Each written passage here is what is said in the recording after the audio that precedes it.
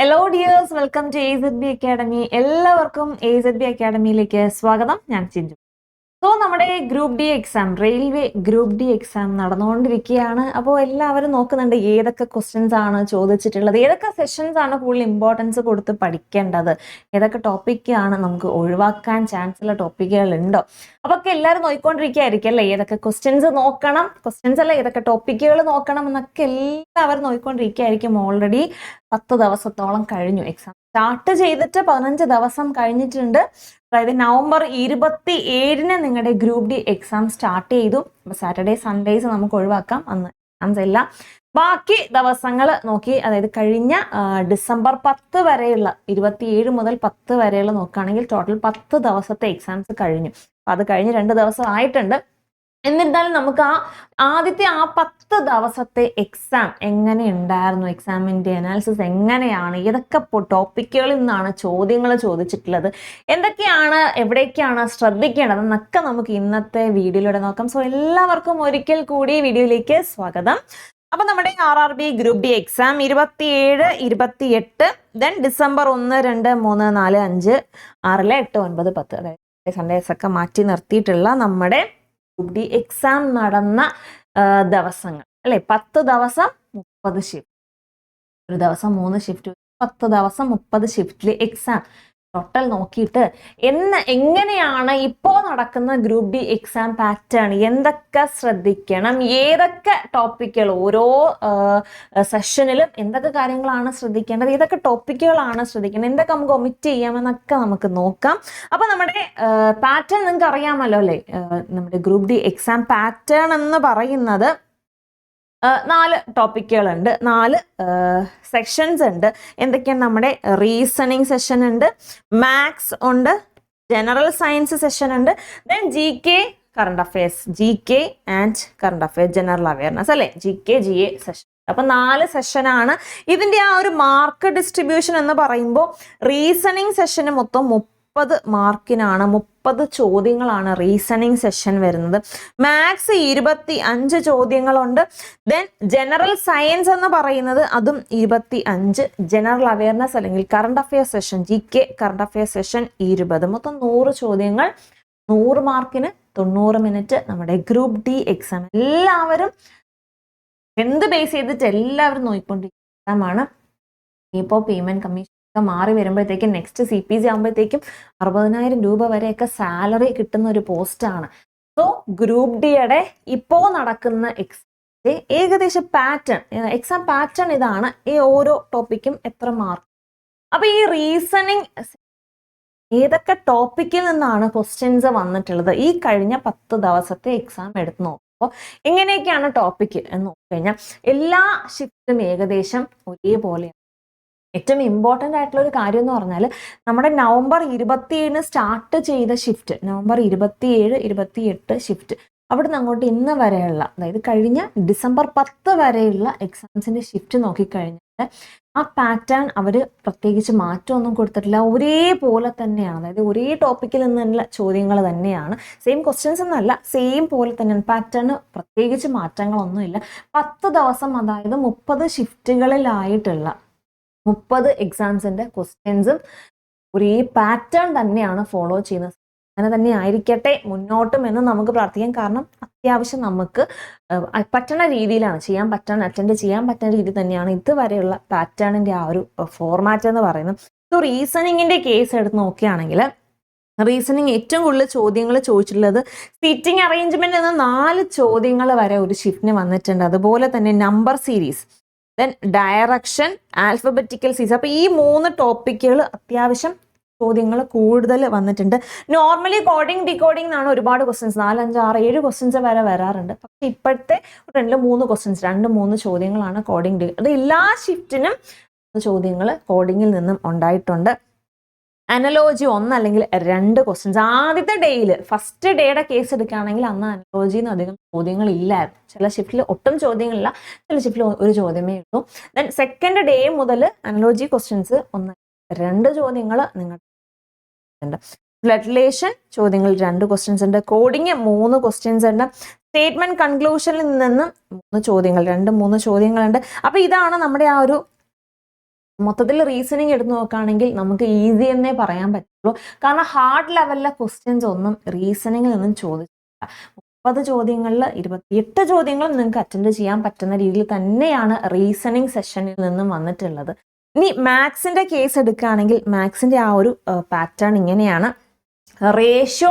റേഷ്യോയിൽ നിന്നും ചിലപ്പോൾ ഒന്നും ചോദിച്ചിട്ടില്ല, ചിലപ്പോൾ ഒരു ക്വസ്റ്റ്യൻ. അത് അങ്ങനെ വന്നത് റേഷ്യോ, ഏജ്, പാർട്ട്ണർഷിപ്പ്, ഇത് മൂന്നും ഏകദേശം ഇത് മിക്സ് ചെയ്തിട്ടാണ് റേഷ്യോ. ഇപ്പൊ ഏജിലെ ക്വസ്റ്റ്യൻസ് അതിൽ തന്നെ റേഷ്യോയും കൂടി ഇൻക്ലൂഡ് ചെയ്ത് ചോദിച്ചിട്ടുണ്ട്. അപ്പൊ ഇവിടെ ഏജിലെ ക്വസ്റ്റ്യൻസ് ഓൾറെഡി നമ്മൾ ഇൻക്ലൂഡ് ചെയ്തിട്ടുണ്ട്. അപ്പം മൂന്നും കൂടി കമ്പൈൻഡ് ആയിട്ടാണ്.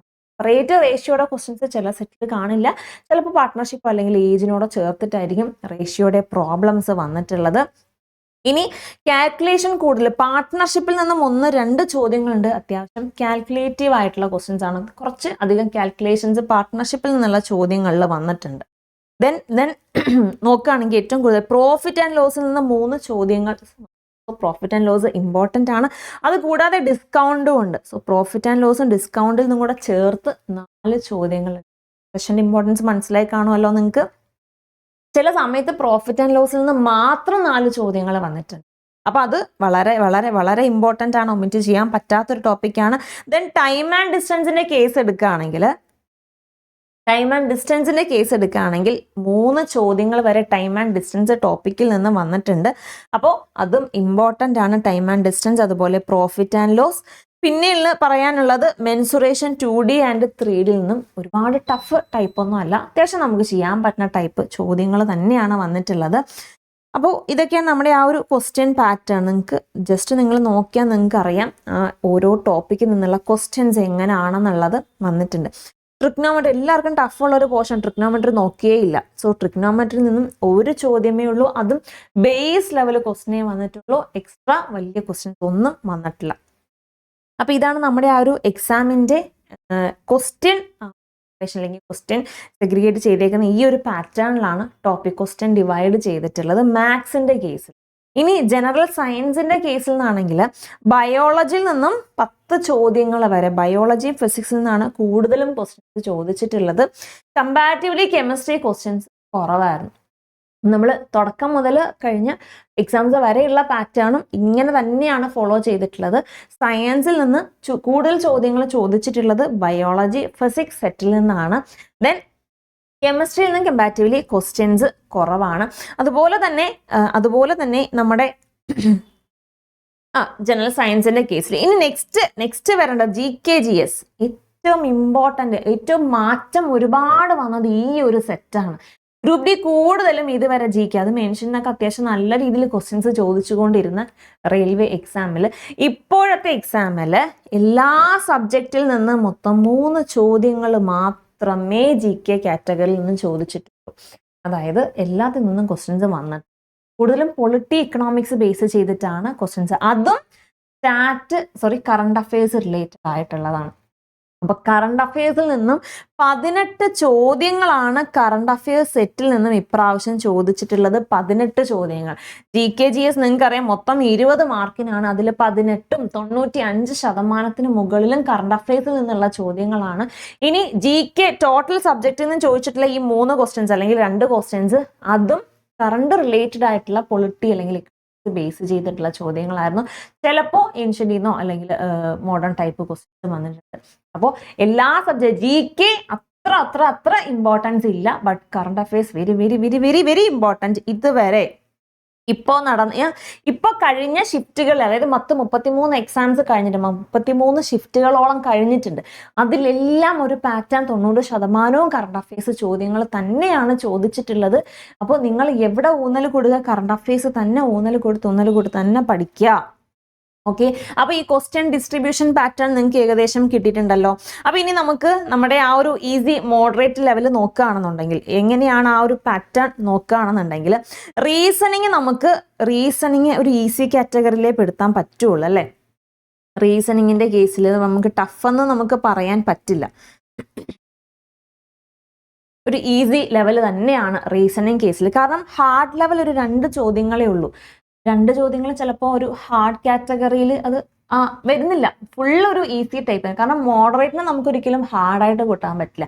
ഒരുവിധം സിലബസ് കംപ്ലീറ്റ് ചെയ്ത് എക്സാമിന് പ്രിപ്പയർ ചെയ്യുന്ന ഒരാൾക്ക് ഉറപ്പായിട്ടും അറ്റൻഡ് ചെയ്യാൻ പറ്റും ഞാൻ ഈ മോഡറേറ്റിൽ കിടക്കുന്ന ക്വസ്റ്റ്യൻസ്. അപ്പം നമുക്ക് റീസണിങ്ങിനെ ശരിക്കും പറഞ്ഞു കഴിഞ്ഞാൽ അതൊരു ഈസി ലെവലിൽ കൂട്ടാം. റീസണിങ്ങിൽ മൊത്തം 25 ക്വസ്റ്റ്യൻസും ഈസി തന്നെയാണ്. മോഡറേറ്റ് ഒരു 4 നമുക്ക് പഠിക്കുന്നവർക്ക് പ്രിപ്പയർ ചെയ്യുന്നവർക്ക് ഉറപ്പായിട്ട് അറ്റൻഡ് ചെയ്യാൻ പറ്റുന്ന ക്വസ്റ്റ്യൻസ് ആണ്.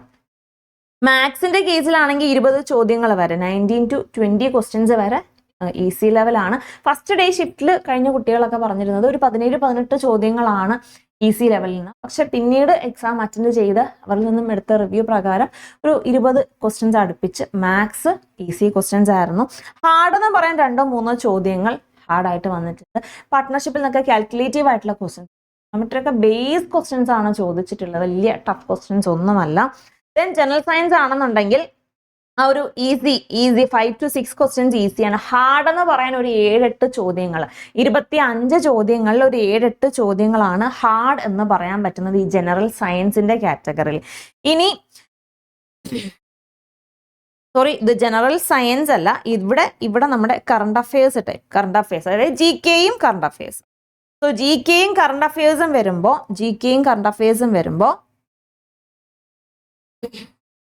ഓക്കെ, ജി കെയും കറണ്ട് അഫയേഴ്സും വരുമ്പോൾ അറൗണ്ട് ഹാർഡ് ലെവലിൽ അല്ലേ, ഹാർഡ് ലെവലിൽ ഒരു 3-4 ക്വസ്റ്റ്യൻസ് മാത്രമേ വന്നിട്ടുള്ളൂ. ആ ഒരു പാറ്റേണിൽ അങ്ങനെ വന്നിട്ടുള്ളൂ. ഇനി നമ്മുടെ ഒരു ഏകദേശം എത്ര അറ്റംപ്റ്റ് കിട്ടിക്കഴിഞ്ഞാൽ സേഫായ സോണിൽ നമുക്ക് നിൽക്കാം അല്ലേ? നമ്മൾ ഇത്ര അറ്റംപ്റ്റ് ചെയ്തിട്ടുണ്ട്, ഞാൻ സേഫ് ആണോ എന്നൊന്നും നമുക്ക് അറിയണ്ടേ. നമ്മൾ ആ ഒരു ക്വസ്റ്റ്യൻ്റെ ഒരു ആവറേജ് അറ്റംപ്റ്റ് വെച്ച് നോക്കുകയാണെന്നുണ്ടെങ്കിൽ ഒരു 70+ അറ്റംപ്റ്റ് ഉള്ളവർ, അത് അൺറിസർവ്ഡ് കാറ്റഗറിയിൽ, ജനറൽ കാറ്റഗറി, ഇത് നോർമലൈസേഷൻ ഇല്ലാത്ത കാര്യമാണ് നമ്മൾ പറയുന്നത്.